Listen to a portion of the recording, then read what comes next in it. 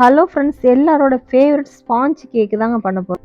அதுக்கு ஒரு மிக்ஸி ஜாரில் ஒரு 3 முட்டை சேர்த்துக்கிறேன். இன்றைக்கி நான் அவன்லலாம் எதுவுமே செய்யலைங்க, எந்த ஒரு எலக்ட்ரிக் ஐட்டமும் யூஸ் பண்ணலை.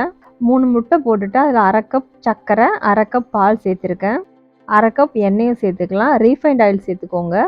இது கூட ஒரு 2 ட்ராப்ஸ் மட்டும் வெண்ணிலா எசன்ஸ் சேர்த்துக்கலாம். இதே எக்ஸ்ட்ராக்டாக இருந்ததுன்னா 1 ஸ்பூன் சேர்க்கலாங்க.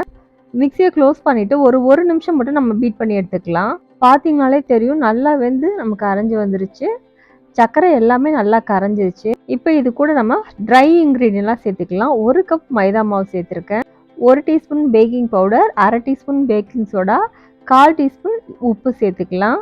இப்போ இதை நம்ம லைட்டாக சளிச்சு விட்டுக்கலாங்க. ரொம்ப ஒரே டைமில் சளிச்சிடக்கூடாது.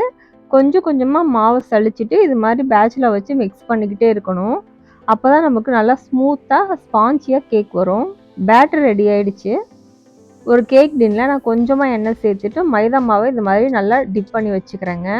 நீங்கள் இது மாதிரி இல்லைன்னா பட்டர் ஷீட் இருந்தால் அது கூட போட்டுக்கலாம். இப்போ இந்த பேட்டர் எல்லாத்தையும் உள்ளே சேர்த்துட்டு 2 வாட்டி நல்லா கீழே டேப் பண்ணி எடுத்துக்கலாம். டின்னில் பார்த்தீங்கன்னா 1 இன்ச் அளவு கேப் இருக்கணுங்க. அப்போ தான் உங்களுக்கு பொங்கி வரும்போது கரெக்டாக இருக்கும். நான் கடாயில் தாங்க பண்ணுறேன். அதுக்கு கடாயில் கொஞ்சமாக உப்பு சேர்த்துட்டு அதுக்கு மேலே ஒரு ஸ்டாண்ட் வச்சு இதை ஒரு 10 நிமிஷம் ஃப்ரீ ஹீட் பண்ணிடலாம். Preheat ஆகிடுச்சுங்க.